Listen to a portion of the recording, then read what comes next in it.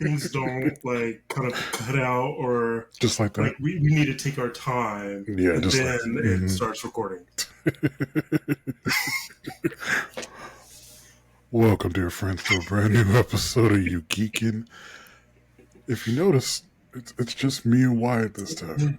So this is going to be a new, I don't want to say segment, but it's another type of episode that we're going to do from time to time because things happen. Not everybody's going to be on every episode. We're calling it one-on-ones.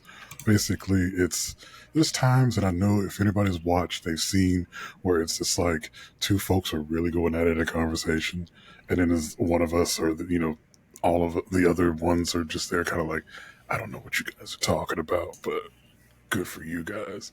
So, so we're introducing this new top episode of one-on-ones where basically we're just talking about those things that we're still geeking, always geeking out on something, but it's stuff that we, as those who are on the episode, typically know a bit more about than the other ones who aren't on the episode. Now, the really cool part, though, is this episode is not going to be hosted by me. I'm handing over the reins to our halftime, full-time, all the time, around the time, Mr. Wyatt Wynn. Sometimes, Mr. Wyatt Wynn. It's all on you, Wyatt. Okay, so first of all, what have you been geeking on? What have I been geeking on this week? What have you been geeking on? You know what?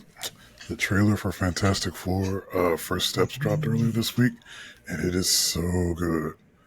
When I say you like you dig the retro future. Oh yeah, I like the retro futuristic look. I think this fits only their characters the best way. Like we tried it with X-Men and it worked just fine. First Class was just fine, but this feels different. And in a time where I think I said it in a review that I did on our TikTok, but in a period where a lot of folks are saying that they're suffering from like superhero movie fatigue, I honestly stand on the fact that I don't think you're suffering from fatigue. I think because, of all the movies that have been pumped out, I think it's just because you've been getting the same thing since 2008. And now Fantastic Four feels like something different. And I think it's going to help and kind of bringing things back. Do really dig that they're not doing the main universe in it to like give them room to stretch their legs a bit. Similar to Deadpool. I think Deadpool really benefited from not being held down by the MCU. Yeah. I'm looking forward to a lot from it. Pedro Pascal looks good. Vanessa Kirby looks great as Sue Storm. I called him Ebon in the review I did for the trailer, but Evan Moss Bacharach, he's playing Ben Grimm, the Thing. One, the Thing looks great. He looks fantastic. He sounds, the only thing I couldn't get over initially, but it's growing on me very quickly, is he doesn't sound like what in my head Ben Grimm would sound like. And I think because that first Fantastic Four movie like did a great job of like giving him like that gravel, Yeah. And I think that I'm still stuck with that Michael Chiklis voice in my head. So just to hear the natural actor's voice, it feels weird at first, but it's growing on me. So it doesn't bother me that much. I'm curious as to how far this movie is going to go because I started, retroactively going back in my brain and it was like, okay, I love this futuristic, retro futuristic aesthetic, but how do we get these four into the mainline MCU?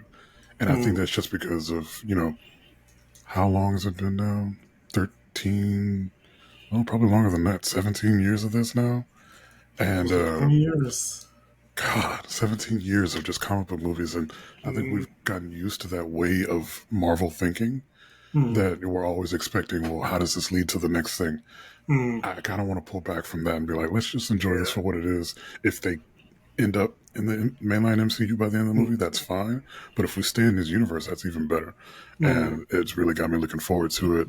I think I've watched a trailer every day since it dropped, at least once or twice, just because I'm enjoying the feel.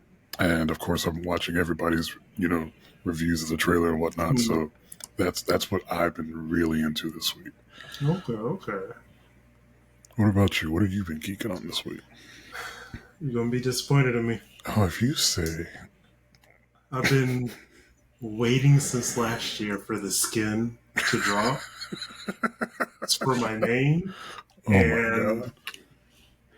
I've been so hyped. Like, you don't understand how hyped I've been for this skin. Like, okay, so A skin. A a skin. skin. What?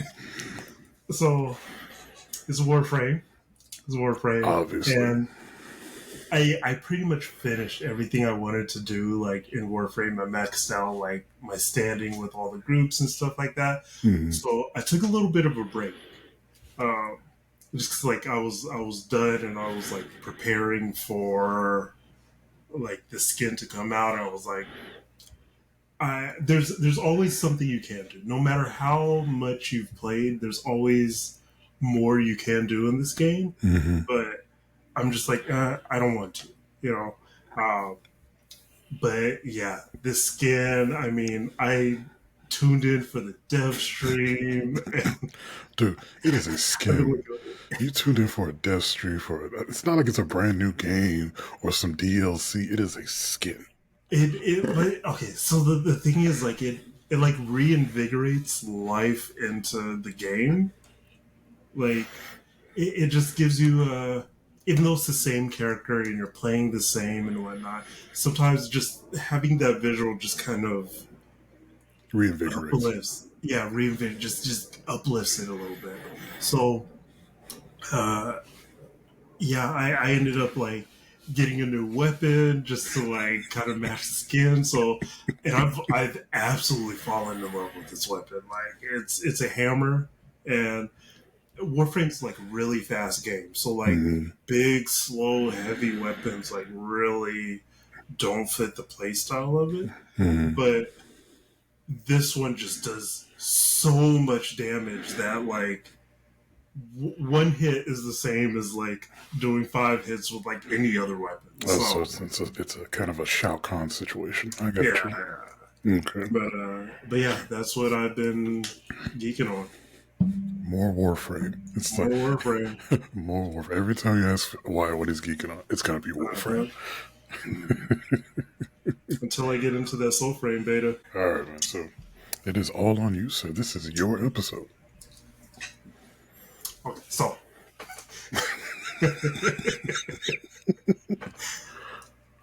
I've been playing this game.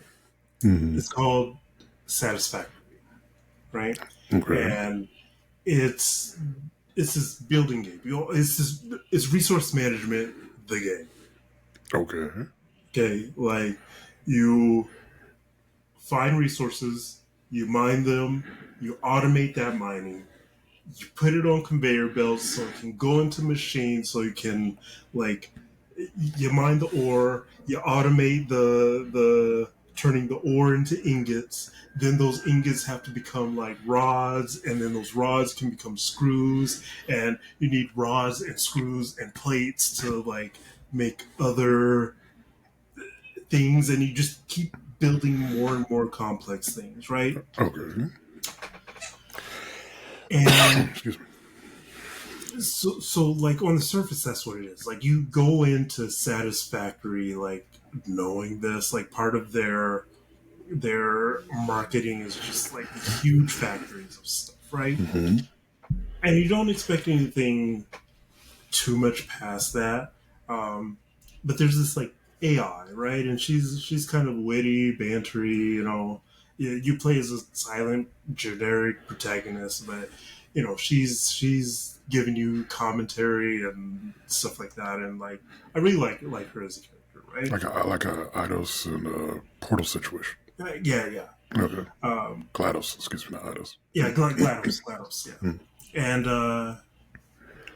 so as you're going around getting resources, there's these things called sloops, and basically they're like these alien looking things, and you get them and you plug them into machines, and they produce like double the amount of resource, right? And then there's these other things you find, and they're called immersive spheres, and you put them into um, or no, you create like interdimensional like inventory space, so you can like pull things and put things out anywhere you are, right? Mm-hmm. But when you pick up these immersive spheres, sometimes you get dialogue, right? Okay. And so at first it's nonsense, right? You get close to one of these things, it's like consume, consume, consume. Hear our symphony, consume, right? And so you pick it up, and then it starts talking to you like, um, effigy, do you feel the tapestry? Eat our DNA and harmonize with us, right? And it's just stuff like this. It's just absolutely random. And so you pick up a few of them, and all of a sudden your AI is like, you know, your rate has risen. Like you're showing signs of someone who has a concussion, right? And so at one point, it's like you pick up one of these, and it's the gibberish, right? Mm-hmm. And then she's like, pick up another one, right? And so you go around, you're playing your game, whatever, and you pick up another Mercer sphere, and this thing starts speaking, and she says, "Can you hear me?" And then the words respond to her, right? And I'm like, hold on, wait, like this isn't just. I thought it was just going to be like a hallucination thing, like in my head, just some flavor or Yeah. something. But yeah, it responds to her. And so you go around the game. It's like every 3 or 5 like Mercer spheres you pick up, you get dialogue, right? Mm-hmm. But so you pick it up, and like the more I picked up, the more I started understanding what this like these alien orb things are saying, right?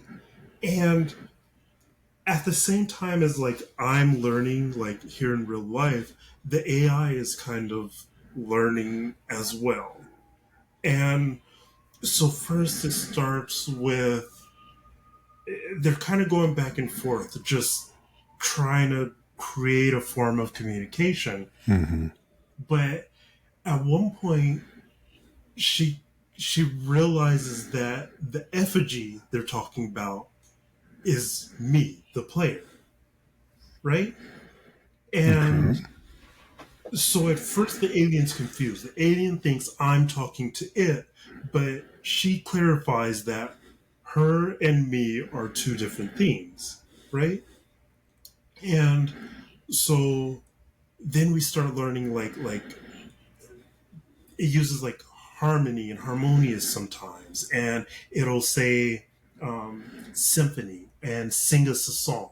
Well, sing us a song is like speak to us, and a symphony is a conversation between two people, right? Mm-hmm. And so even like our harmony is the symbiotic relationship between my AI and me. And so it really like it's interesting to me. It's really captivated me.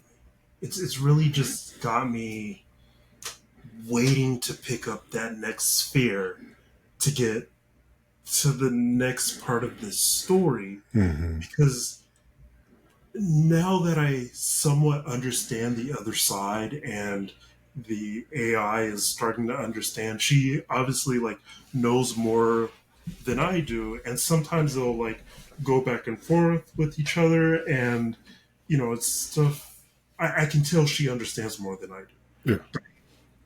But for the most part, I'm following along, and it's really I don't know, like it's this strange storytelling I've never seen before, you know? And it's I don't know, it's just captured me. And that's kind of what spurred this topic, or like strange not strange stories, but strange storytelling structures. Okay. Maybe something that doesn't have like a beginning, a middle, and an end, or the middle, end, and beginning are all Yeah. switched around. But yeah, I guess what really started this was I was talking to another friend of mine, and we're playing this game called Remnant.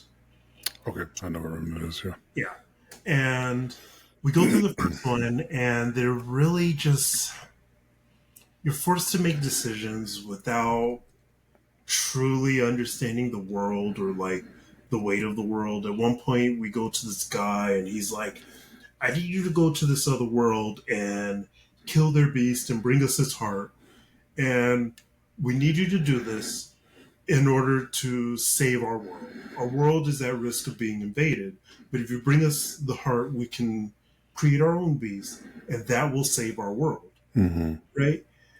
But then it's like you ask him, and it's like, "What happened to the other world?" And he's like, "It'll die." Right? So I'm forced to choose between these two planets, one of which I've never even been to before. Mm-hmm. But I have to tell him, yeah, I'll save your planet, or no, I won't save your planet, right? But you don't get a lot of information. Like, you don't learn about these worlds. Like, you really are that human who's thrown into the situation. My friend asked me, he's like, "Do you like stories like this?" And I told him, not really. But after playing Satisfactory, which, like, is similar, you don't really get a ton of information. Mm-hmm. Like in Satisfactory, you first enter the atmosphere, you land, and she's like, "You're what is it? After like 90 failures or something like that, you're the first successful landing or something like that."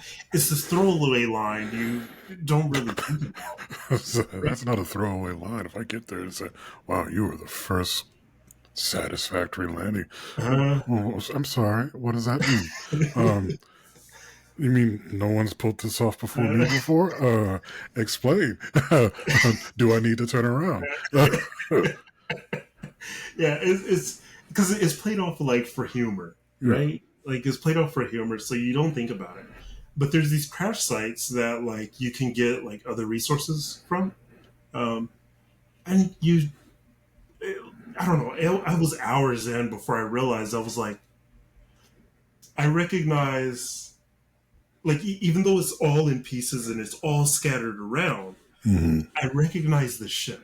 And the ship is the same ship I have that I'm sending resources up to the space station at my base. And then I realize all of these are people. Even though you never see a body, Mm-hmm. all of these are people.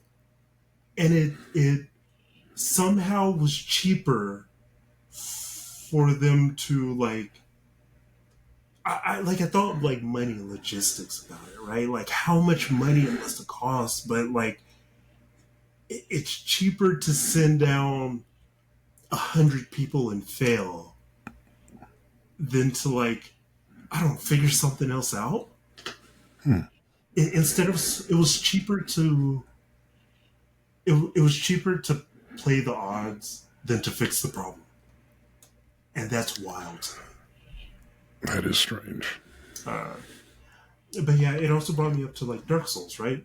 Mm-hmm. Because Dark Souls is that similar kind of thing where like you don't get a lot of context. There's a guy I used to watch. His name was like Body Video. I think that was his name, Body Video, Mm-hmm. and he would go over the lore in Dark Souls. My thing has always been, especially with that, is they're really pretty games. I Yeah. love the architecture. I love Mm-hmm. the design, but that's coming from an artistic perspective. But then Mm-hmm. I never really got into them because from what I could tell, there wasn't much story wise for me. And when I'm Yeah. playing a game, I need that story to Mm-hmm. keep me engrossed. Otherwise, I'm just like, okay, I'm hacking at some other big beastie. This is a Mm-hmm. Monster Hunter thing going on here, and I really don't care. but yeah, like so there's like deep lore, right? But it's all inferred, right? And like everything about it is inferred. So like basically you're thrown in. You're basically told you're a moth to a flame, right? You got to find this flame to do something, Mm-hmm. right? And for most players, like that's enough. As you go around the world and like meet different characters and fight different bosses, there's little things that kind of let you know their story. One example, my favorite character, his name's Havel the Rock.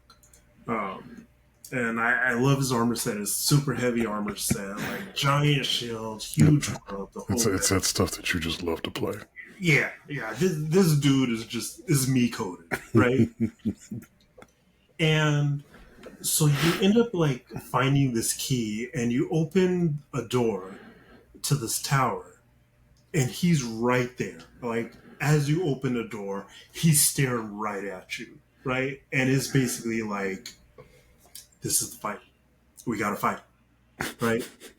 And yeah, it's this like super tough fight, like whatever. You end up beating them, you move on with the mission, whatever. You get to the top of the tower, and there's like a hole there, like in the floor.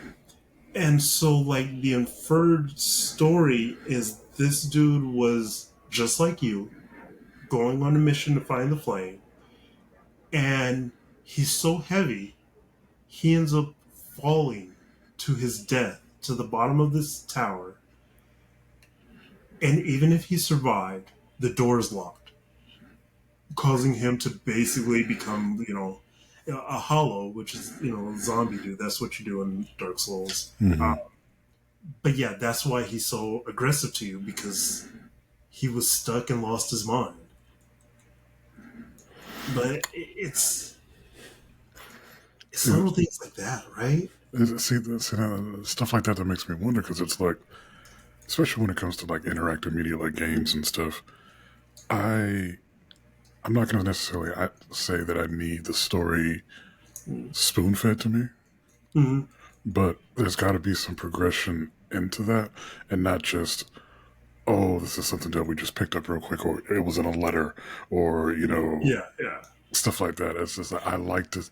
I like cutscenes. Mm-hmm. I'm that kind of person. It's like if you got me sitting, playing Metal Gear 4 or whatever, and that game is mostly cutscenes anywhere, I'll sit and watch all of it. Mm-hmm. Just Yeah, because. I'm definitely not a letter guy, right? Like Mhm. I don't appreciate when games like feed me through a letter, or even worse, an audio log.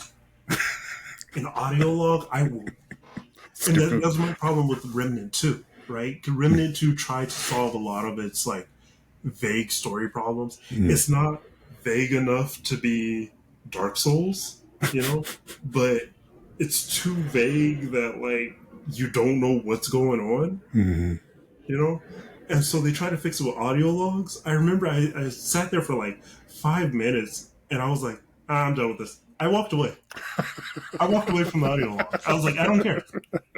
I don't know what he's talking about. Like, he's giving me too much information. Dude's a scientist. I want to know what happened in your lab. Why are you telling me about your economy?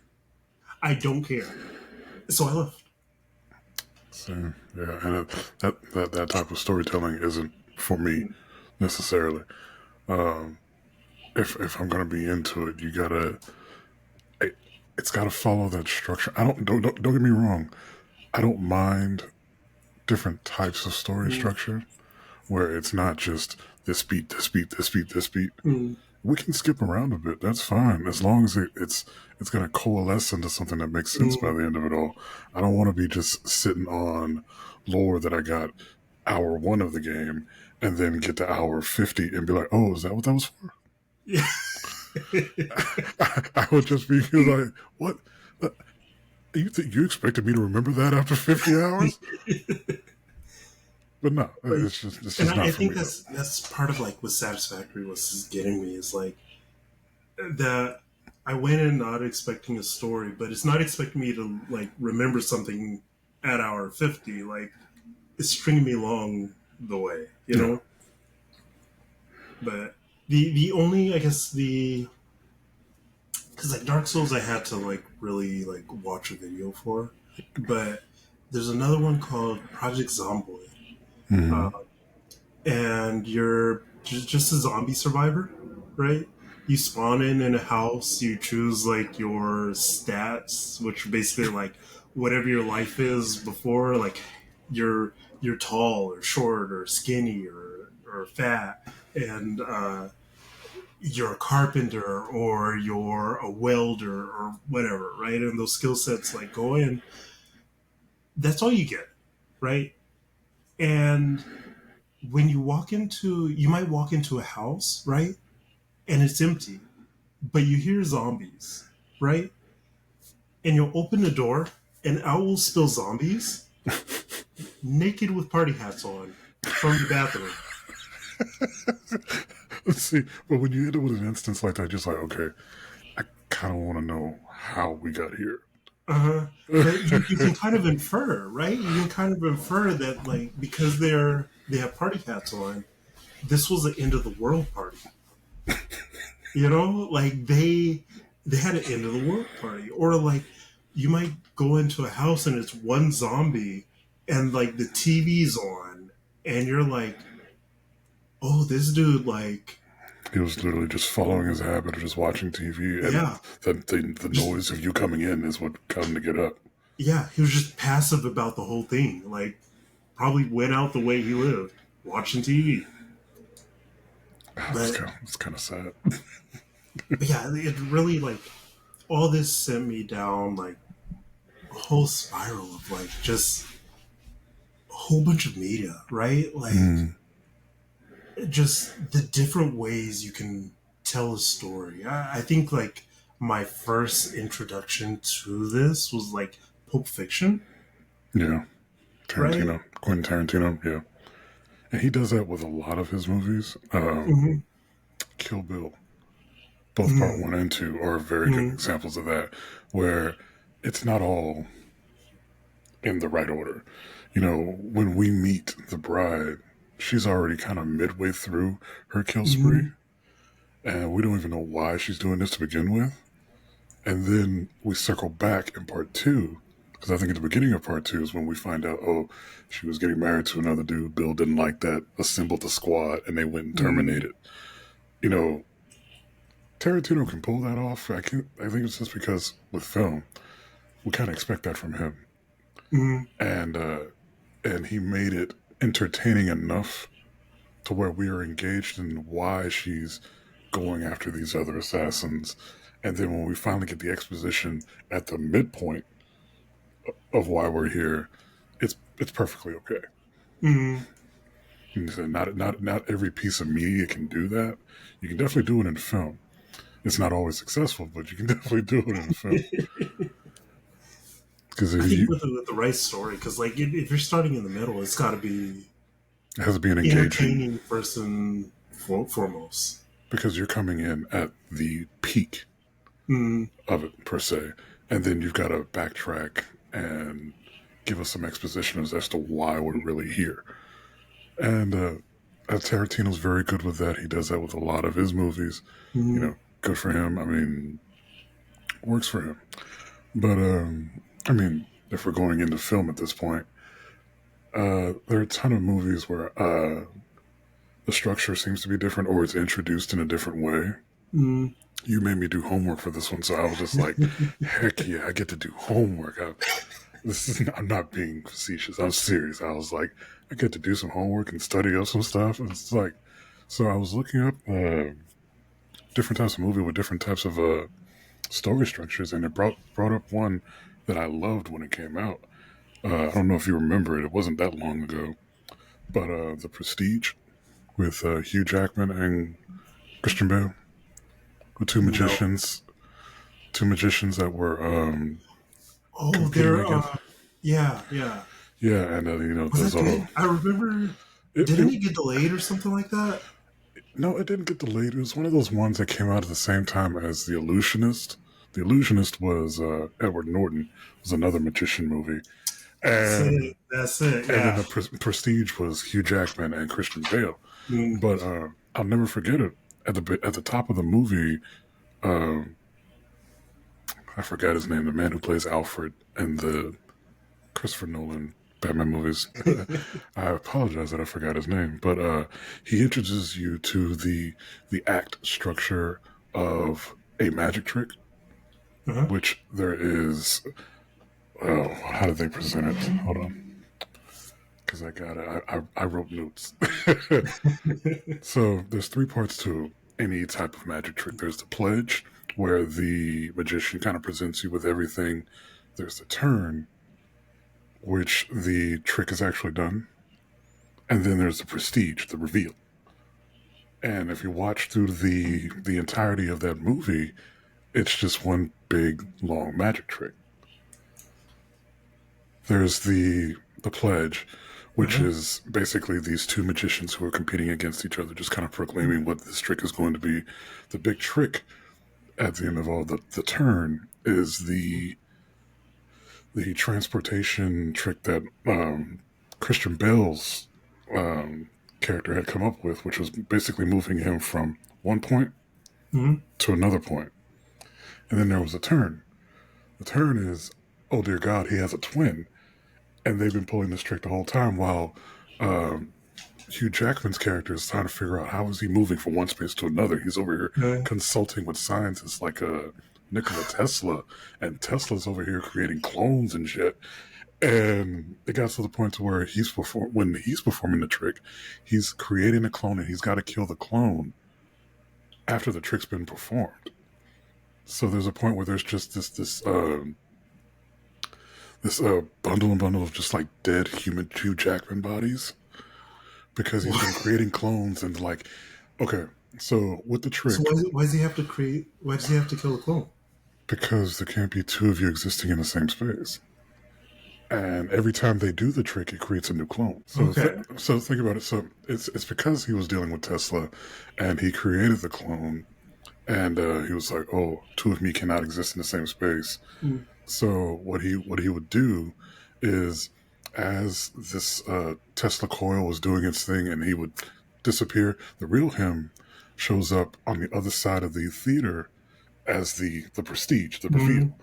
He has a trapdoor, which leads into a dunk tank and drowns the clone. Oh snap!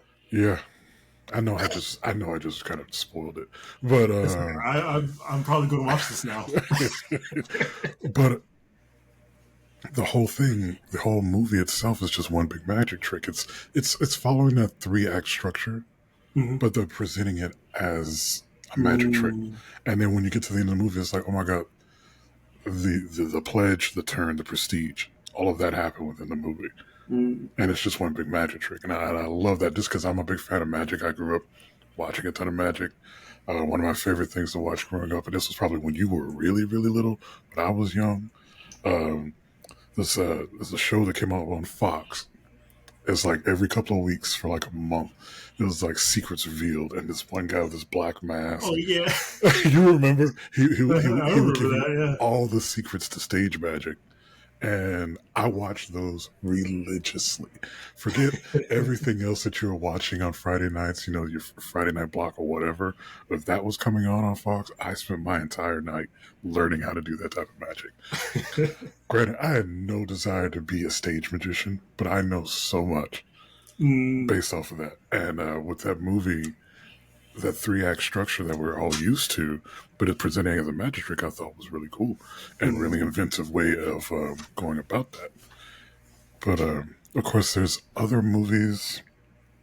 Like I said, since we're on movies, and I'm going to go nuts here, that are not the traditional 3-act structure. Sometimes it's just two guys sitting in a booth having dinner, and it's an Mm. hour and a half long movie. I'm speaking, of course, of My Dinner with Andre. I watched this in an art class. We weren't painting that day. They just decided we're going to show you an art film. Mm. And when Mike was there too, and he zoned out. a third of the way through. He started sketching his sketchbook. He's like, I don't give a shit what's going on. These guys are literally just sitting, having dinner, talking about absolutely nothing. The point of the entire film was just to be engaged in a conversation with the person in front of you, you know, mm, given, how busy we are in life with everything. But it didn't follow the traditional story-based structure because there's a whole story there. But you just mm, have to be listening and actively paying attention, like you're involved in the dinner with these two people. And that was kind of, something I've clicked in my head. It's like, oh, this isn't like a traditional movie. It's not even like a documentary. It's literally just sitting down having dinner two with a friend. people like doing the thing. And they don't go anywhere. They don't cut to anything. It is literally back and forth between the two. Hmm. It's So is it one shot? no, I won't say it's one shot because there's a wide of both of them in screen, and then there's cuts back and forth of just the individual characters. But it never leaves the dinner table. Okay, okay. Boring as hell, but but it taught me that there are different types of movie structure. Mm. What about you? Is any other in that feel in that sphere of like movies and stuff where it's like, oh, this is different? Yeah. So I mean, I have a whole list of like of movies. Like I'll start with the show. I recently finished one called Free Rent. Okay. Um, and for the most part, it's a pretty standard story, but I guess it's the B plot that's like I don't know. It's all connected. I can't even say it's a B plot. It's about a girl. She's an elf, and elves in this world are like immortal, right? And so she's with the party who beats the Demon King, and it's two humans and a dwarf, and a dwarf lives like a long time, but they're not immortal. Mm-hmm. And so basically, like we start off after the Demon King is defeated, right? Mm-hmm. And so her party members are like all grown old. Like the dwarf is like old. The humans they've died off, and she's now partying with like the proteges of two of her party members, right? Because So she they're lives so they're long. Okay. young, like these are like kids, um, and so yeah, she's like traveling with them, but like during their travels, she's reminiscing on the travels of her old party.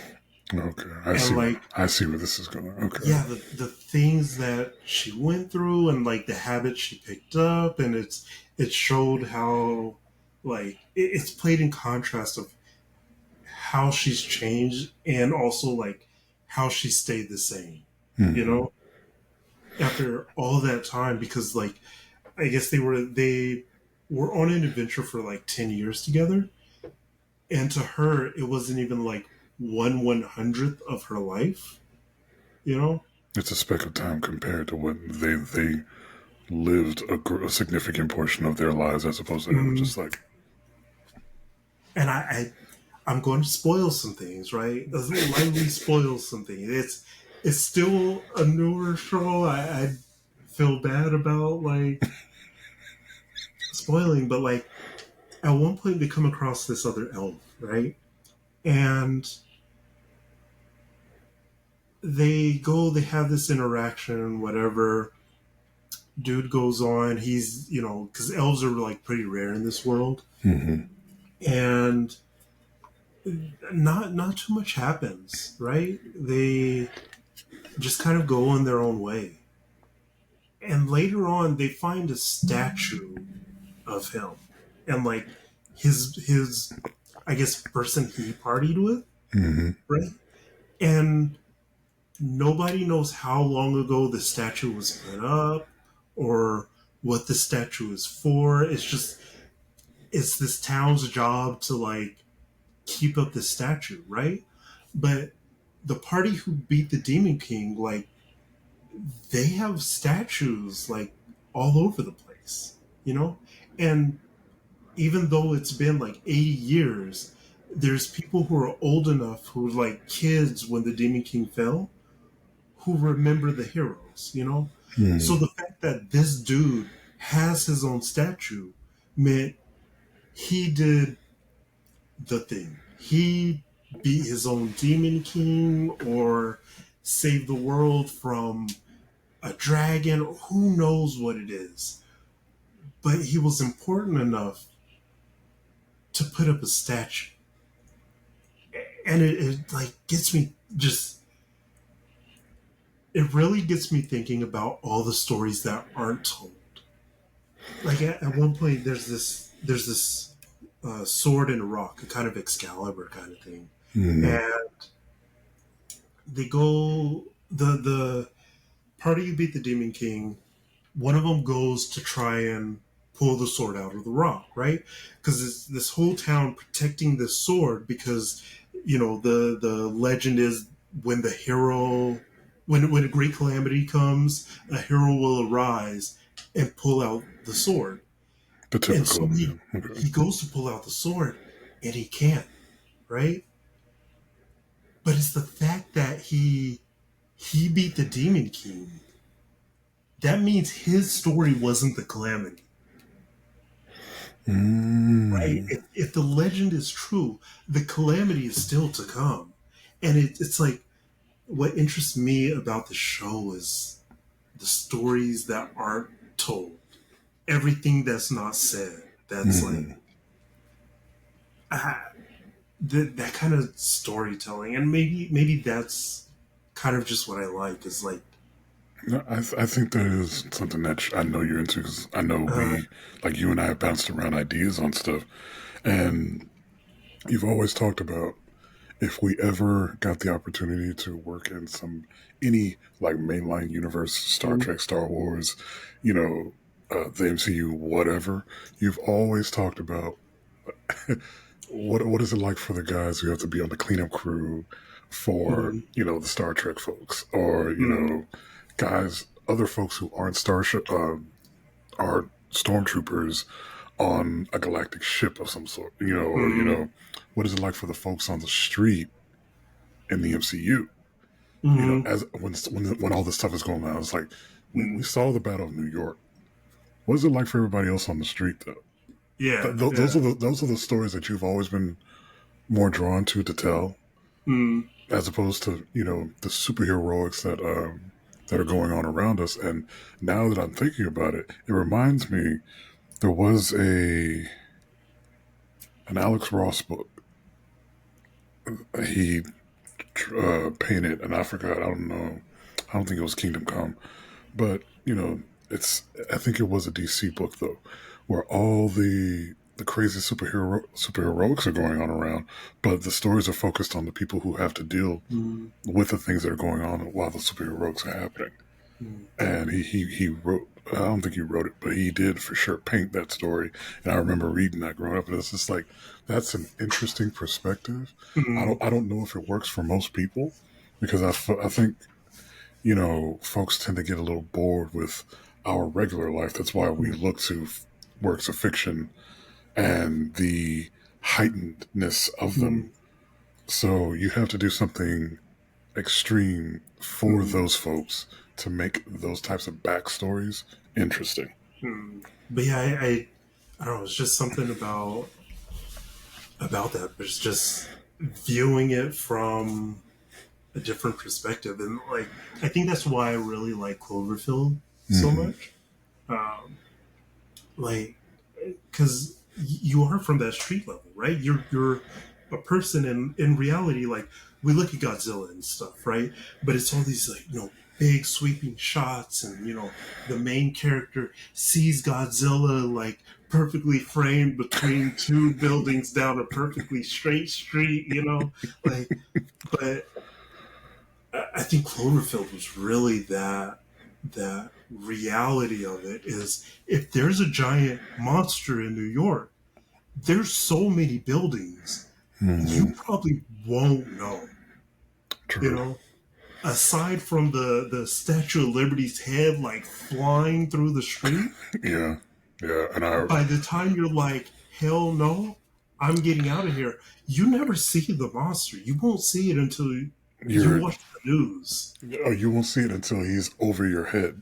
Uh, Like it's happened so many times, and you brought up Cloverfield. That is actually a great example of mhm, a different type of story structure, because usually when we watch those types of movies, it's either from the perspective of the creature, which we don't get very mhm. often, Yeah, or not often enough. or the perspective of a hero character to follow Hmm. throughout this entire thing. While that is kind of what we have, they're so everyman that we could have been at that party the night everything went down, right? Yeah, yeah. And then next thing you know, we're on the street, and it's like, I guess we're gonna follow these white people because I think they know where we're going, and we're trying to survive, as the creatures overhead. And I'm gonna go back and watch Cloverfield now because it's been a minute.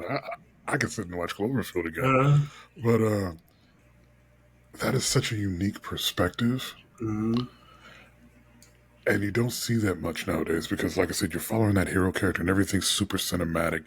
This felt raw and real and down there. And it's just because, it is a found footage film.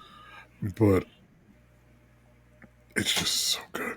Now I got to go back and watch Cloverfield because it's just that freaking good. But Yeah, yeah, Cloverfield was the only ARG I've ever followed. yeah, you followed hard. I followed hard. I'm gonna tell you how Like, bad. I'm gonna tell you how bad it was for like me and Mike, my best friend. We went to the theater with his dad to go see it. Next thing I knew, he and I were riding home with his dad, and next day we were online just like looking up uh, all the all the viral stuff that they were sending out at the time because the mm, marketing campaign was that for it was insane, mm, and we were looking up all of that, just like this is where the satellite crashed down into the sea of the harbor or whatever, and then you start reading into these fake articles about this mm, organization working on this and that and pulling this from the sea, and then we got into it heavy, mm. pretty heavy, but it's such a different way to tell a story because you're involving your audience at that point. Yeah, yeah. And when you involve the audience, it really gets interesting because everybody's making theories. As a matter of fact, Mm. you could go on YouTube right now. People are still making theories about Cloverfield, and Cloverfield was over a decade ago. Yeah, yeah. Jeez, and I don't know if we'll ever get anything like that. I mean, we probably will one day, but I love those types of areas of storytelling that's not the typical three-act structure Mm, of following a character or a set of characters and everything perfectly framed, so and all this other stuff. But mm, it seems to. I think that's why found footage movies seem to be a bit more interesting than the big Hollywood films. mm. It's because it feels like something any of us could have made. Yeah. We grab this camera that we're shooting from, and we can do the exact same thing. I think that's what I like is that like they just have so many more wings to play with.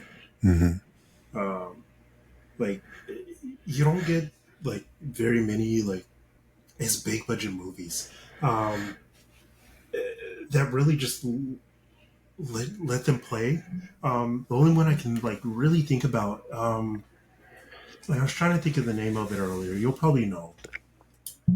Aliens come down from space, and they just kind of like they land. It's like a big like I want to say it's an orb or not an orb, Oh, you're talking about donut thing, Skyline? not skyline. I said not Main Skyline, not main Battleship. character's lady. She's a like a linguist researcher. Oh my god, I know what you're talking about too. Arrival? Arrival. That's it. Yeah. Yeah, the Mm-hmm. Arrival. That movie was a trip. That Yeah. movie was a real trip because like it was just kind of cut up, Well, but it's like it made sense in the end, and it also didn't. well, because they venture into I don't know. I don't remember if it was a dome or not that was kind of covering this thing, but they venture. The closer they get to the ship, the crazier things seem to get. Mm, Even to the point to where I remember they interact with the entity or alien or whatever, mm. and There's like it's ink blotches that they like spit yeah, out. Yeah. yeah, and it's just it's an interesting way to go about it Mm, because it's not your typical alien film where there's a big creature to run from, like mm, aliens or predator or anything like that, and I think it's because it's so toned down from what we expect. mm, And that's what it worked for. Because I think, if I remember correctly, Arrival got some awards that most films like that do not mm. get. Yeah. Yeah. And Because like by the end of it, like I don't want to call it pretentious, but it's hard to not be it's hard to not be pretentious like in movies mm-hmm, sometimes. Um, but like it kind of flowed into it, where it's like part of it was like the beginning of the story. I guess like a prologue, right? mm-hmm, It was kind of like a prologue that's like peppered into the story, but then by the time it all collides together, things from the end of the story affected like the beginning of the story, and it kind of has Tenet vibes, right? Like okay, it we're going there. yeah, Let's go we're ahead going. and go there. It kind of has Tenet vibes. Both of them are a little pretentious, Oh yeah, but for it's hard sure. not to be with a movie, right? I feel like a different medium could come off without that certain feeling, but it's a movie, It's hard to say, and I think I know what you mean because it's like I purposefully rewatched Tenet recently just Uh, because, and I was like, God, I love Christopher Nolan, but this movie is my guy. I've watched a lot of your movies, but this one here, you trying to be too smart. uh, Remember where your audience is, my guy. Your audience is here. uh, They're still at Dark Knight, and you're up here uh, with Tenet. Like, hey, I know you enjoy my stuff, so get this. And mm, it's like, hey, we like Interstellar. That's cool, right? Yeah, but I'm up here. This is Tenet. mm, You got to meet me up here, guys. No, they're not going to meet you up there because the way that story was told, even though visually it's interesting, mm, it's like you said, very pretentious. mm.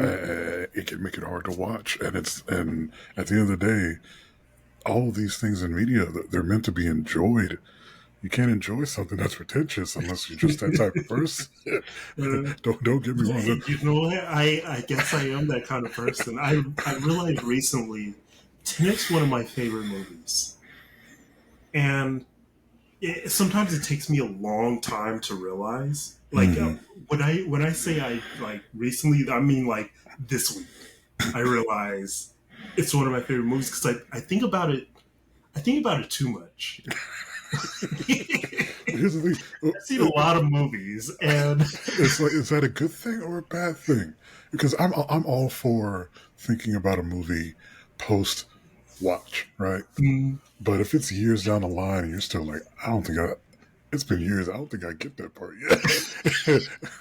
I think the movie was a little too up here, and needs to come down here for us common folk. Don't get me wrong. I can watch a higher tier film. Like I said, I uh, watched a movie about two men just having a conversation at dinner. mm, That's a art film. That is a higher tier film. It's one of the ones that win the awards and stuff. But Tenet, visually, very interesting. The way they wanted to tell their story was interesting, but it can get confusing. mm, And it's like, this is something I couldn't introduce my mom to. Like, I can't introduce my mom to Tenet, mm. but I could probably get her to sit down and watch Inception. She's going to be Yeah. still a little confused by Inception, but Tenet, she's like, what the hell? It's all you got me watch. I don't know what this is. Stop making me watch this stupid shit. It's like, but mom, it's not stupid. It's going to make you feel stupid, but it's not stupid, I promise. you see, at the end, it ties into the beginning. See, if you play the movie backwards, it's the same movie as it plays forward. And it's like you didn't get Mom, that. don't you understand? You didn't Don't you get. understand, Mom? You mean to tell me you didn't get that by the credits? Come on. I will. I promise I will never be that type of film bro ever in my life. And if I am, everybody's got permission to smack me. No, never want to be that type of film bro ever. But its structure is, it can be confusing, and I understand that. But when is it? Okay, so we've explained most of like what we've talked about, but like Tenet and The Rival is two that like we haven't told them we haven't said anything about what they're. No, not at all. Because I feel like with movies, with films, excuse me, like Tenet and Arrival, they need to be experienced because we can talk about, the theory as to, why this particular element exists that has you going backwards as well as forwards in time at the same time. But that means nothing if you have no visual reference for it. See, I sound like film bro. and yeah, you have to experience those types of films because it's not your going back to story structure. It's not your typical way to watch a film. Yeah. And by the time you're done with it, it's like, I don't know if I just experienced the end of the beginning. Yeah. Yeah. So, yeah. So, you gotta be careful with films like that. I never want to put anybody that I know through a film that makes it feel like it's above them. And that's not to say that I hate Tenet. I actually like Tenet. It's just, put me through anything. Absolutely anything. I will sit through it. And I'll do my I'll do my best, and by the time I'll we get do to my the end, best. by the time we get to the end, I may be like, Yeah, some of my favorite movies are just like I don't know, just strange movies. I love like The Lobster. I want to say Swiss Army Man, but in the Swiss Army Man absolutely turned into a 1 out of 5 for me. Last 20 seconds, love the movie. The whole like 2 hours or whatever, loved it. Last 20 seconds, absolutely ruined it. Garbage, terrible. wow. I feel like you got to be careful with those types of art house movies because those art house movies do tell stories differently than a mainstream film would. And I understand now, as a guy who ingests this a lot, why it's so different for everybody, why they release things during a certain period. It's like, if you're releasing a movie by the end of December, early January, you're trying to release something for award season. Mid-January through to February, mid-February, that's the dump period where they're just trying to dump stuff out because it wasn't going to fit anywhere. Right after Valentine's Day or about, just like we're getting Captain America next week, now it's time to start getting folks back into the theaters before we get into summer movie season. So I know the structure now. I see it. And it's just like, man, being a film bro. It's sad. Speaking about I guess artsy and pretentious. So you have Shudder. Yes. I suggest one called Mad God. Okay. And Mad God is if you gotta sit back, stroke your beard, and think about it, it's probably already doing a little too much. I'm trying to decide how much I want to tell.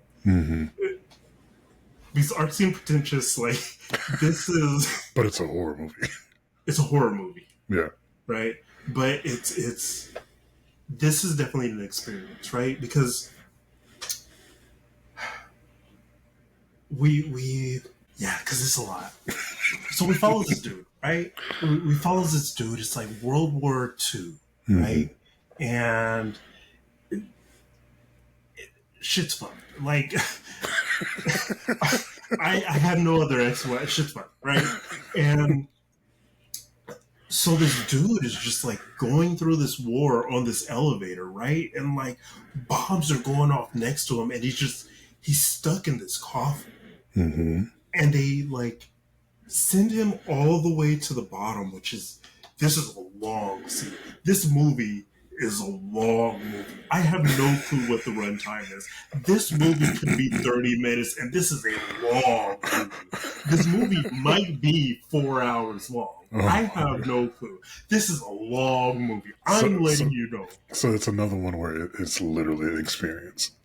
It's an experience because yeah, we follow this guy, and it wasn't until like the end he's on a mission. He's definitely on a mission, and like we see all these like just like grotesque things and just absolutely terrifying scenery and creatures and stuff, and he's just tunnel vision the whole time, right? Like you can tell he's going through it, and he's like, what the heck? But like he's like, I don't have time to question. I have to keep moving, right? And so we get to the end of his mission, and you realize it doesn't matter. This whole adventure doesn't matter. And it's going to end the same. It doesn't matter. He's not going to change anything. And despite this, he's already at the end. He decides to carry out his mission. And he goes and he is about to finish, and it fails. Just like thousands of times before him. And just as you think the movie's over, it's not. We're only 10 minutes in. It's not. I thought this was the end of the movie. I really did. And then we follow it back up to the top of the elevator. They prepare a new guy, and they send him down too. Oh god, this feels like it has a cube feel. I guess kinda. Yeah. No, it's the. I see what you're saying. No, and I agree. But this is something different. Yeah, I did experience one movie, and I think this is on Hulu. It's kind of like this, where this man, really interesting way of telling a story, by the way, where he is I don't know if he's a writer or a reporter. No, he's a guy who likes to debunk psychics and horror tropes and stuff like that. Mm-hmm. But he's going around and encountering all these other situations. Turns out all these situations that he's been dealing with was just something with the devil following him. And by the time he gets to the end of it, bad things happen. I'll have to send it to you once I find it again. But it's one of those. We can compare it to like the story structure of a hero's journey, although it's not going to end well by the end of it. Period. Okay. Always. It's always like, oh, this will end poorly. And I kind of felt that when I was, don't ask me why, I was in an Avengers mood. I went back and watched Infinity War last night. And I was like, God, Infinity War is so good. And you know what? If we ended right here, this is actually a really good but bad ending all at the same time. Because they do all this fighting and everything goes down, and then we still lose. Whereas in a typical story structure, you want your protagonist to win by the end of the story. No, we lose. Think about it if Endgame never came out. You see how you would feel. You see how kid. There's this kid crying in the yeah, you got to tell this story because we all went, the whole group of friends, us, Phil, and Maya, Caitlin. We all went to go see. We went to go see Infinity War opening weekend together, and we all had the experience that everybody felt, because when everybody starts, Dustin, we're all like, oh God, there goes Sam. There goes Groot. Oh, Peter. Oh, God. Oh, Peter. Now that one hit. That was the one that hit. And when I was watching last night, it still hit. Even though I know there's plenty of years of stuff to come, it still hit at that moment because he's like, I don't want to go. I don't want to go. Mm-hmm. And it happens, and I'm just like, God. But then on that night we went, go ahead. So movie ends. We stay for after credits, whatever. We get up. We're headed out, and there's this little girl, and she's hurt, and she's like, "Is Spider-Man gonna be okay?"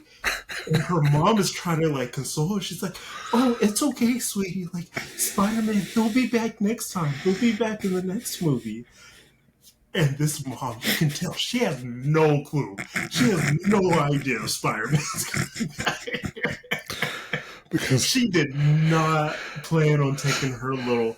This girl was what, 4 or 5? Yeah, she was young. She was really young, and if you don't know anything about heroes' stories, in the back of your mind, you're thinking this is just a one and done, and it's like, yeah, the heroes will win at the end. Not this time. Not this time. And I feel bad for that. Oh, I don't feel bad for her now because I'm sure she saw Endgame, but. But I don't know. I don't know if I were that mom, I don't know if I would take to see it. No, not without seeing it myself first. Okay, so let's pull it back. And again, saying Endgame never happened, and we don't have that nerd knowledge of there's a second part to this thing. How do you feel coming out of the theater? It was rough. It was rough. It was. But honestly, I loved it. I love when the bad guy wins. Because it doesn't happen often, and especially in film. I could really use a lot more of the bad guys winning. The bad guys winning, and not we're following the bad guys, like the bad guys are the protagonists kind of thing. But we've been following the heroes this whole time, expecting them to win, and then they pull the rug right from under you and say, "Oh no, the bad guy won this time. There's nothing after this. They won." I love that. See, and I feel like, if we came out of that theater without that knowledge of Endgame coming a year later, even though we were still in the fields after that movie.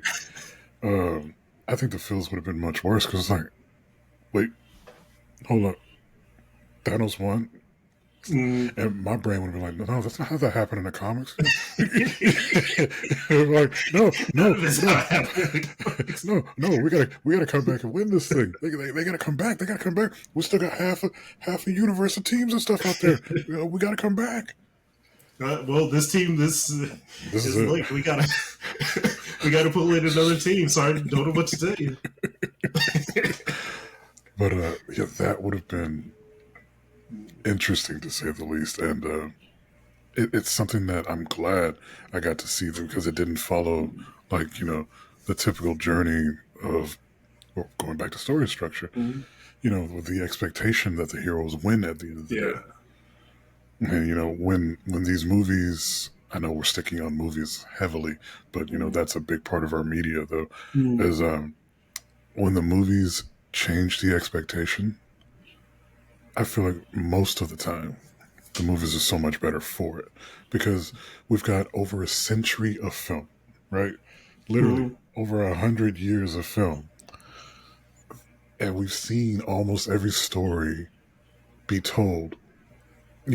And then when we can follow it from a different perspective or change the outcome from what the outcome usually is, I think those movies are usually better for it. Yeah.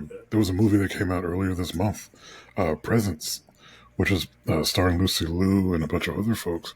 But the perspective in the movie is basically of a ghost who is haunting a house, not in a horror way, but it's from the perspective of the ghost as they're trying to live around this family. it's just like that's a different way to tell a story, Mm, you know, because we're usually following the family, not the spirit. yeah, yeah. Which I still haven't sat down and watched it yet.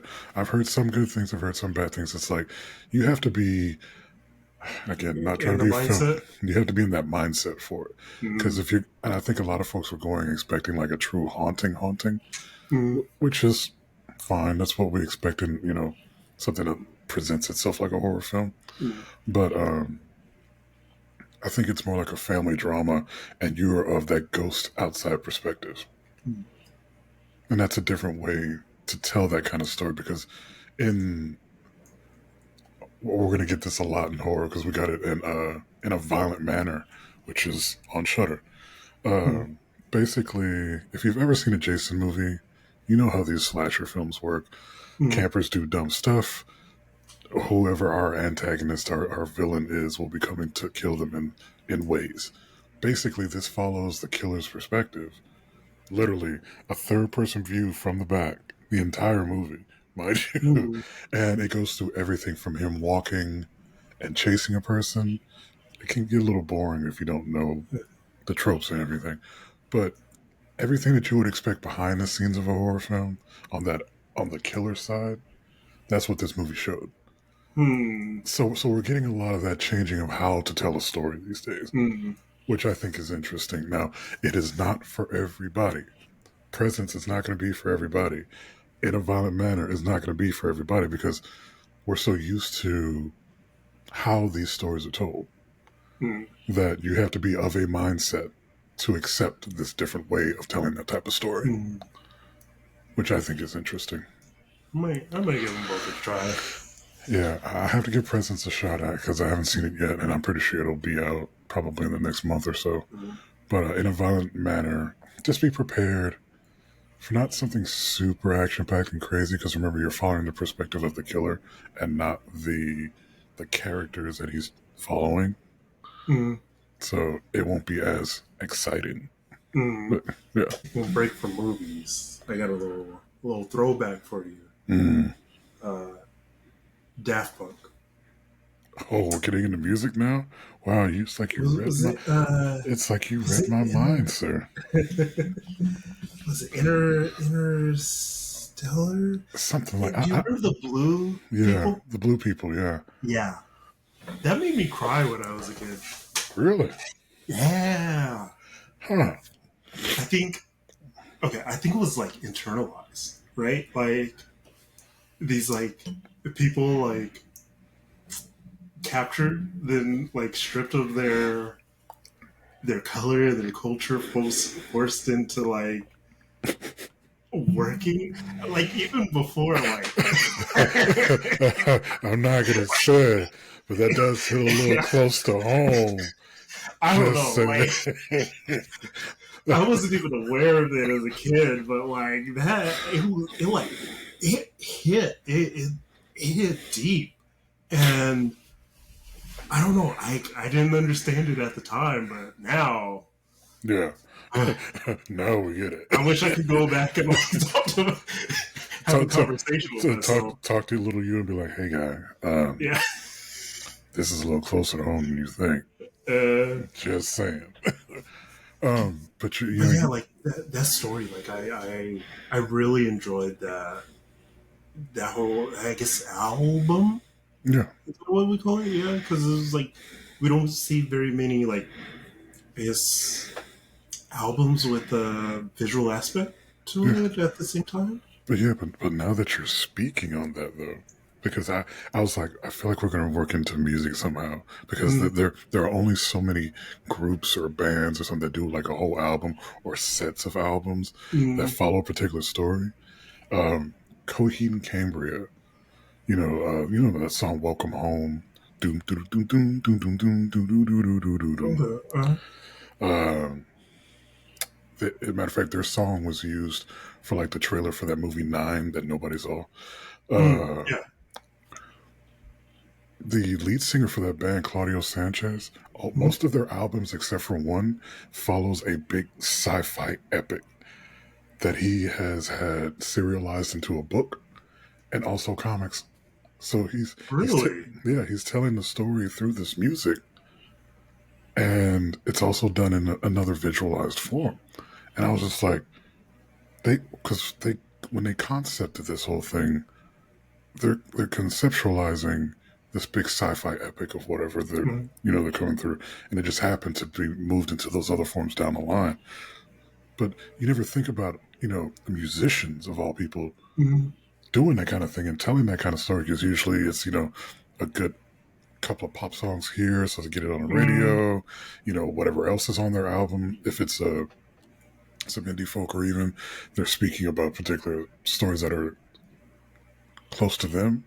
But for some folks who are literally telling fictionalized stories and creating these Mm-hmm. worlds and stuff in a song on an album, that's just another way of telling a story, which is just like, I would have never thought of that. Mm-hmm. And you wouldn't notice it until you go back and listen to the whole album. You're like, oh my God, he's telling you the story throughout this whole album. Mm-hmm. And it's all really cool. But most of Yeah, Coheed and Cambry's music does that. there's an artist by the name of Scandroid. Maya really likes him. Mm. Uh, yeah, has a thing that's like an overarching story over the whole album. Also, Deltron 3000. I don't even know if he's still around, but Hmm. he also has like this sci-fi like mech like universe kind of thing. Yeah, and it's interesting, and now it makes you want to go back Mm-hmm. and listen to the whole album and be like, oh, this is the story that you were trying to tell. This is a very interesting way of doing that without having to go into, say, the visual medias that most folks would usually go into, like comics or movies and stuff like that. Because I would never expect again, like I said, I would never expect anybody to do that. Mm-hmm. And it's kind of hard to do because you kind of have a time limit without it being like a epic, like what Phil's Oh listening yeah. to right now, like Mm-hmm. the Odyssey. Um, when it's like a proper album, like you've got what, like 3 to 4 minutes, and like To tell a I piece of don't that story. describing like what your characters look like probably doesn't rhyme. So yeah, that's the whole. That's an interesting way to tell a story. Yeah. Because it's different when, like you said, what Phil's listening to, those are like, I feel like those are conversations that are had between characters that can be played out in some type of audio album of some sort. Mm. It can But it's easily be be like, turned into a play. exactly. Yeah.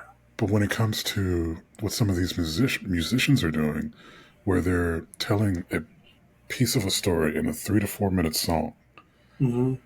and then moving on to the next bit, which is another part of the story in that same universe, that's something different altogether. Mm-hmm. And it's like And you just have to feel the world. You don't mm-hmm, get described the world. You feel the world through the music. mm-hmm. And now I feel like I need to go back and listen to, because I know who Scantron is.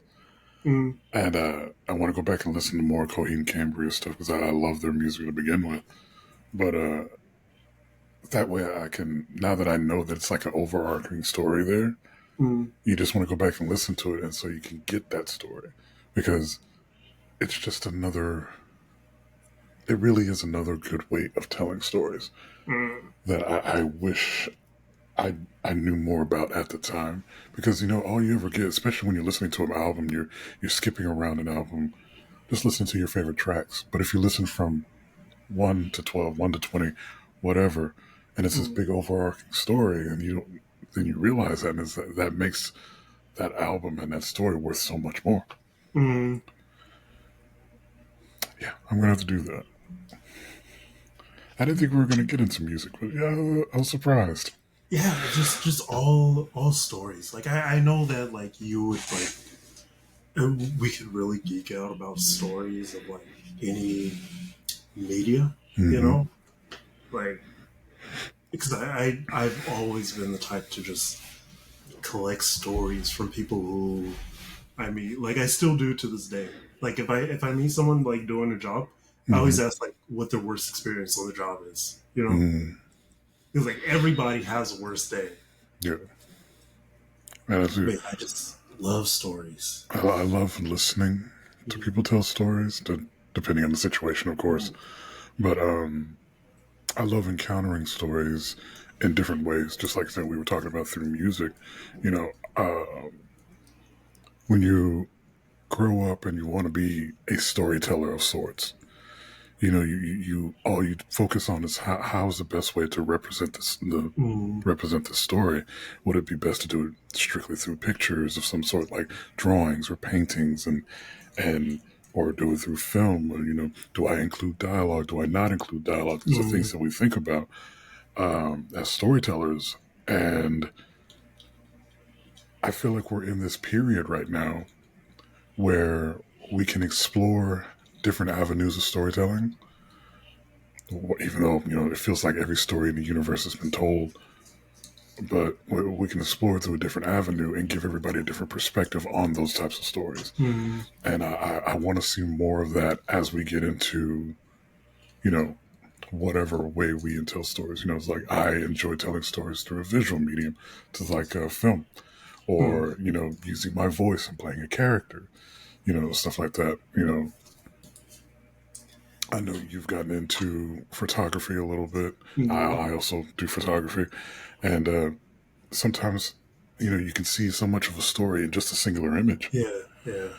Because I saw that a lot, you know, when I was thinking about other things to research for this episode.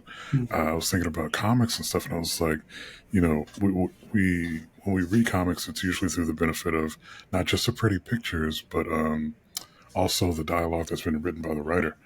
There was one story that came to mind, a very recent story from a few years back when Damian Wayne died. There is a whole singular issue of Bruce going through the grieving process, and there is no written dialogue in that comic. It is all pictures, and you feel the emotion based off just the singular images alone. And it's still really cool. As a matter of fact, if I remember correctly, the cover for that is so striking because it's literally Damien's boots with a robin just sitting on top of it. Oh, you see, one singular image makes yeah. you feel something, and it's just another way of telling stories. And it's just like I when I see stuff like that, it inspires me to want to find my way in contributing to this medium. I just still figuring that part out. We're like fortunate enough that like we're in a time when like things are easier than ever to like get into storytelling. Um, so there's what's his name? I can't remember the creator's name, but you'll recognize as soon as I say it, you'll recognize the name. It's a Skibbity Toilet. Skip it the fuck? What? You haven't heard of Skibbity Toilet? I have not. Explained. Absolute masterpiece. Absolute masterpiece. What the heck is a skibbity toilet? Okay, so, and I know people meme on it like, I don't know what a skibbity is. Why are all these kids like? It's straight like Gen Z, Gen Alpha, like. Well, that's what it is. I'm an old millennial. I don't know what this is. But I stumbled into this space, and I know people like give it shit. There was a meme for a while. Michael Bay supposed to be like directed a Skibbity Toilet movie. What is this? So it's a web series. Okay. And you remember like were they machinimas? You remember machinimas back in the day? Like you get game assets and like you make a movie before it used to be all in engine, and then like we got more tools and people started animating. So it's not called machinima anymore, but it's the same concept. Okay. Guy got some assets from like Team Fortress 2 and Source and like stuff like that, right? Stuff that Valve has put out and made available for public use, creators to do whatever, right? And so there was a meme one day. Maybe we'll have an episode about this, about memes, okay? But meme, and it's this dude, he's like, this kind of fat dude, and he like bounces his belly, and he's like skibbity bop bop bop. Oh yes, yes, yes, Wait, skibbity. I remember that song. Okay, yeah, because the song was everywhere. I remember that song, but this whole skibbity toilet thing is new to me. Okay, so this starts off as like just trash, like brain rot, like it was a guy, he got a head, like a character head, shoved it in the toilet, and the toilet goes around singing that song, right? And he goes into like other places, like it'll be people like sitting down like at a restaurant, like, and the door opens and it's this toilet sliding in with his head talking about skibbity bop bop bop. Oh yes, yes, right. And so these episodes are only like 1 to 5 minutes, right? And so yeah, it's just this toilet, like these. It's not even this. It's these toilets, like getting on people's nerves. And so one day, somebody comes up and flushes the toilet, and the head goes down, and everybody cheers, right? Okay. So then it becomes every time one of these toilets come in, like they're flushing the toilets, right? Until the toilet fights back. Like someone goes to flush it, and he's like, no, and he like headbutts the dude and like ends up killing him. Okay, and so then the humans have to like respond with plungers. Okay, so they're like now plunging these toilets, and these toilets are just finding ways to like to not be flush, right? They're covering their flushers with like metal domes, and like they're fighting back. Next thing we know, we don't see like another human in this series. Okay, they're these dudes with camera heads. So basically, the humans created like these robots to like fight these toilets, right? And so we end up devolving from the whole song to these things just saying skibbity skibbity skibbity skibbity. Like that's all they say, right? There's no dialogue in this whole series. But so now it's an all-out war between like these robots and these toilets. And I mean, these robots are dying, toilets are being climbed. They're always creating new technology to one up each other. At Mm-hmm. one point, like the camera heads are losing, so these speaker heads, these dudes with speakers for heads, like come to the rescue, and then like it's this real back and forth. Like the it's not like, oh, it's the heroes and like they're going to beat the villains, like the villains are winning, but then like the heroes get a deus ex machina, now they win. Like it's a true war that's back and forth. Like as soon as one side starts winning, then the other side comes out with something, and it's just created this like absolute master. You end up following these robots, like everyone's identical, but there's like little bits of these robots that like you realize like who's who, you know? Because a piece of the personality peeks through. Yeah. Okay. For instance, there's this one. He holds like two plungers, and he's got a jetpack, and he like pops up every now and then, to like save the day. But like some of these characters end up dying, and like you realize like who they are. And you're like, no, like they're not coming back. You really like just get emotionally invested, and because we're following like these robots, like we're really like rooting for them. And then there's like giant ones, like there's these like two titans, and these titans like throughout the series they show up. Every time they show up, you're like, oh hell yeah, like here they come, and they're fighting for their lives. Like they're losing arms, and like weapons. They're constantly changing out their weapons because they're being destroyed. It's an absolute. I could go on about this. I'm not. So, But I feel like there's something to be said about something that starts out as a meme, and and the lore gets built, and it's only our generations and down that do this. From mm, like, it's like we take something that is ridiculous, and then we build something from that, and it becomes mm, this all engulfing universe.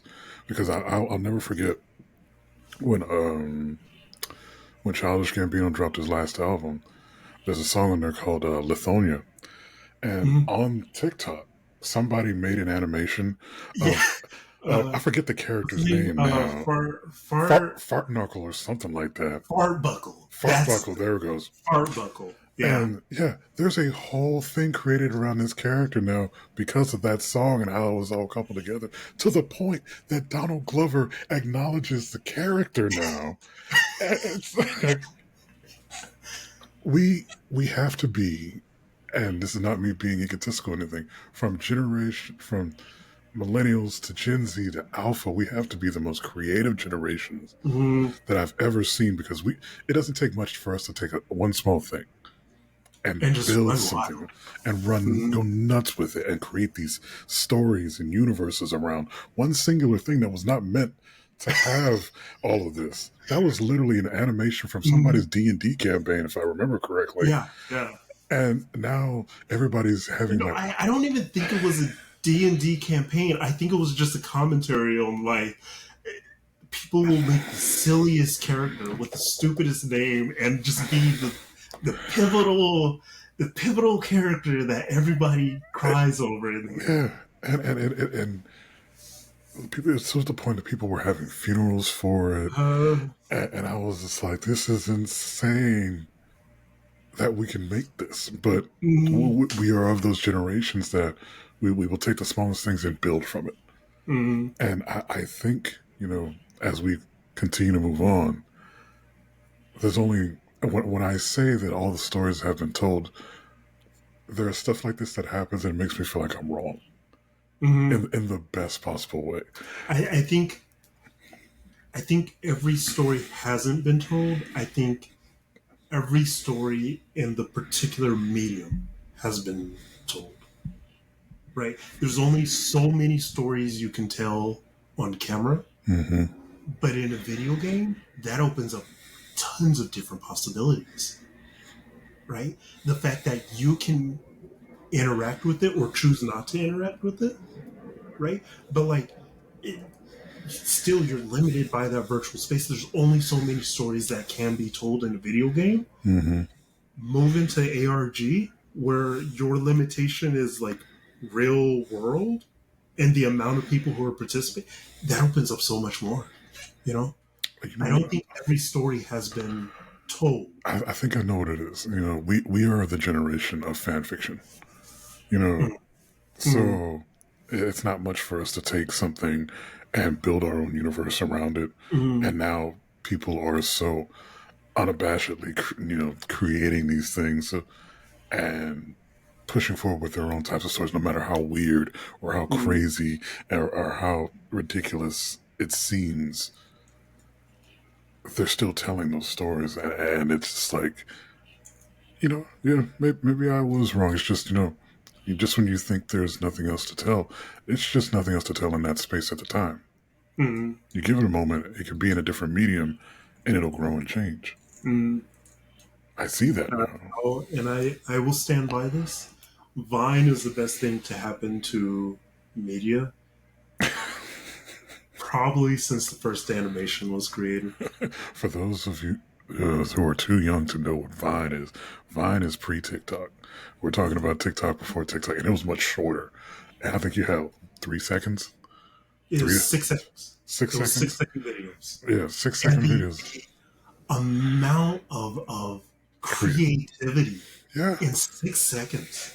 the things that people will come. There are folks who are still stars to this day Mm, because they could do in 6 seconds then what they do in 10 minutes now, mm, and it's just like there's this whole exploration of how we can create things and how we can tell stories and stuff. Because there were folks who were creating whole bits of lore and story in those 6 seconds back in Vine back in the day. Mm-hmm. And it's like, okay, now I got to follow this person because they're literally telling this story in 6-second beats.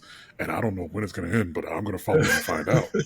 Because I remember having Vine and having to follow a couple of people that were like that. But even early TikTok, before they, what is it, 3 minute? I don't even know what the limit now, but I think it's up to 10 minutes now for some. For some, I've heard it's up to an hour. Oh, dang. Oh, no, I'm not sitting through that. but like when TikTok like first like kind of blew up, like those I think it was like 10 seconds or something like that. Yeah, because it started off from Musically, and I think it was all like just 10-second videos, and it graduated to a minute. Then it graduated to 3, and now I think like that. There was a section between the 10 seconds and the minute that was like the golden age. There was this golden age where like people weren't quite ready to like utilize that whole minute, but like they were given just enough time that it made absolute masterpieces. Which is insane because you don't think you can get through much in 10 seconds. Mm-hmm. But if what you get in that 10 seconds is engaging enough, you've gained a follower and somebody who wants to watch you continue that story. And it's insane. But I think we're getting to that point to where, because media attention is still very, there's some who enjoy that 30 seconds of whatever. But I think we're growing back to longer form content. And I think it's just because the state of the world we live in, when we lost TikTok for that half a day. I don't think I told you. Rest in peace. Welcome back from the dead. I don't think I told you, but that night I was scrolling, and then all of a sudden I couldn't scroll anymore, and I was like, "Oh, this is it. This is it." And then in my brain, I had a moment. I was like, "This is probably for the better. This will give me some time so I can go to me creating stuff." And doing it long form or whatever on the YouTube. You sat down, pen in hand, paper in front of you. Next video starts playing. and then I got up. Right, put this down. No, check this out. I got up the next day and I was just like, oh, I don't know. It's instinctual to open a stupid app up to begin with. So you open it and it's just like, well, we're back. Oh, we're back. Okay. Oh. And then it's like, well, there goes that. Back to doom scrolling. Which is just like, part of me would have been fine if it was gone forever. Because it's like, now I can... You had that taste of freedom. Mm-hmm. You saw the sunlight for just a peak of sunlight. No, here's the crazy part was, I think I had made like a if this is it video for my TikTok, not the podcast TikTok. Mm-hmm. But I was like, well, this is it. I wish I was sitting there talking about, well, I wish I would have, started trying to participate in the communities that I enjoy more, like Wrestle Talk and VO for TikTok, and now I have to create one that's like, oh, I guess I can do that now.